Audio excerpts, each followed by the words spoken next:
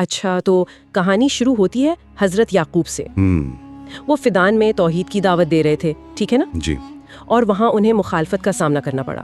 خاص طور پہ جو اشتار دیوی کے پجاری تھے وہ لوگ۔ مخالفت کیوں تھی؟ دیکھیں، ذرائع بتاتے ہیں کہ کاہنوں نے ان پر الزام لگایا کہ ان کی وجہ سے خشک سالی آئی ہے۔ اصل میں وہ انہیں اپنے لیے خطرہ سمجھ رہے تھے۔ تو یہ ایک بیرونی کشمکش تھی، اور گھر کے اندر بھی کچھ کم نہیں تھا۔ حضرت یعقوب کو یوسف علیہ السلام سے خاص لگاؤ تھا، اور بعد میں بنیامین سے بھی۔ اس سے دوسرے بھائیوں میں وہ حسد پیدا ہو گیا۔ حسد، ذرائع اس پر زور دیتے ہیں، خاص کر وہ دادا اسحاق کے کمر بند والا واقعہ۔ جی بالکل۔ جب وہ کمر بند یوسف کو ملا تو بھائیوں کو بہت ناگوار گزرا، اور حسد کا مطلب یہاں صرف جلن نہیں، بلکہ یہ خواہش کہ دوسرے سے نعمت چھن جائے۔ یہ بہت اہم نقطہ ہے۔ صحیح، اور اسی حسد نے پھر آگے بڑھ کر وہ مشہور خواب والی بات۔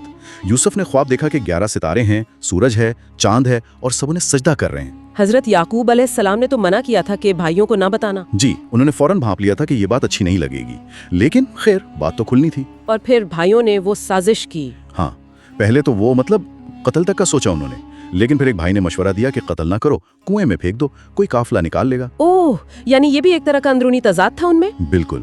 پھر والد کو بہانے سے راضی کیا، یوسف کو ساتھ لے گئے اور کنویں میں ڈال دیا۔ اور پھر کنویں سے نکلنے کا واقعہ؟ ایک قافلہ وہاں سے گزرا، مالک بن زوار کا نام آتا ہے ذرائع میں۔ انہوں نے پانی کے لیے ڈول ڈالا تو یوسف نکل آئے۔ اللہ! اور یوں وہ مصر پہنچ گئے۔ مصر پہنچے، اور وہاں عزیز مصر یعنی پوتیفار نے انہیں خرید لیا۔ پوتیفار کے گھر میں تو انہیں کافی اچھا مقام مل گیا تھا، ہے نا؟ منتظم بن گئے تھے۔ ہاں، اپنی قابلیت کی وجہ سے۔ لیکن وہاں پھر ایک نئی آزمائش تھی، پوتیفار کی بیوی زلیخا کی۔ اچھا، زلیخا والا واقعہ، ذرائع اس کی کیا تفصیل بتاتے ہیں؟ وہ ان پر فریفتہ ہو گئیں اور انہیں گناہ پر اکسانے کی کوشش کی۔ جب یوسف علیہ السلام نے انکار کیا اور بھاگے تو پیچھے سے قمیض پھٹ گئی۔ زلیخا نے پھر الٹا ان پر ہی الزام لگا دیا۔ اور وہ واقعہ بھی ہے نا کہ مصر کے عورتیں زلیخا کو تانے دیتی تھی۔ جی بالکل۔ پھر زلیخا نے انہیں بلایا، ان کے ہاتھوں میں چھریاں دیں اور یوسف علیہ السلام کو سامنے لے آئی، تو انہیں دیکھ کر وہ سب اپنے ہوش کھو بیٹھیں اور پھلوں کے بجائے انگلیاں کاٹ لیں۔ یعنی یوسف کا حسن اور پاک دامنی دونوں چیزیں سامنے آتی ہیں۔ بالکل، لیکن الزام تو لگ چکا تھا، تو نتیجہ یہ نکلا کہ یوسف کو قید خانے جانا پڑا۔ قید خانے میں ان کا کردار کیسا رہا؟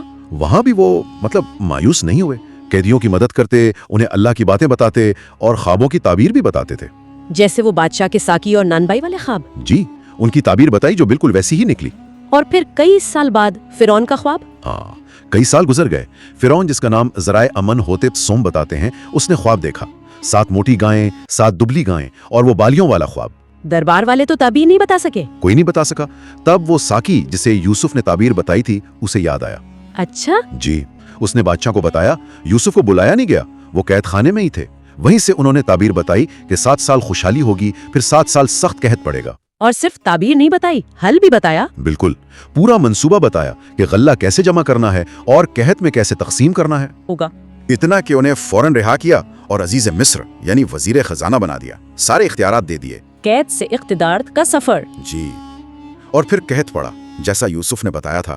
دور دور سے لوگ غلہ لینے مصر آنے لگے۔ اور ان میں ان کے بھائی بھی تھے؟ ان کے بھائی بھی آئے۔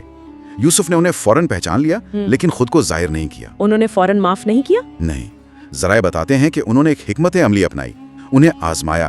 پہلے کہا کہ اپنے سب سے چھوٹے بھائی بنیامین کو لے کر آؤ۔ اور جب وہ بنیامین کو لے آئے تب انہوں نے ایک منصوبہ بنایا۔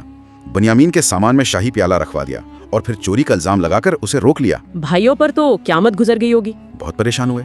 واپس جا کر باپ کو بتایا تو حضرت یعقوب علیہ السلام غم سے نڈھال ہو گئے، یہاں تک کہ ان کی بینائی چلی گئی۔ بھائی پھر مصر آئے، بہت منت سماجت کی، تب جا کر یوسف نے اپنی حقیقت ظاہر کی۔ وہ کیا لمحہ ہوگا! یقیناً، اور کمال یہ کہ انہوں نے فوراً کہا کہ آج تم پر کوئی ملامت نہیں، انہیں معاف کر دیا۔ اور پھر اپنی قمیض بھیجی والد کے لیے۔ کہا کہ یہ والد کے چہرے پر ڈالنا ان کی بینائی لوٹ آئے گی، اور ویسا ہی ہوا۔ سبحان اللہ، یہ تو معافی اور رحمت کی انتہا ہے۔ بالکل۔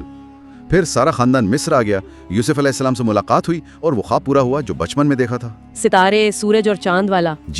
ذرائع میں کچھ بعد کے واقعات کا بھی ذکر ہے، جیسے زلیخا کا کیا بنا؟ ہاں، کچھ ذرائع بتاتے ہیں کہ پوٹیفار کے انتقال کے بعد زلیخا نے توبہ کی، یوسف علیہ السلام کی دعا سے ان کی جوانی اور بینائی لوٹی، اور پھر ان کا نکاح یوسف علیہ السلام سے ہوا۔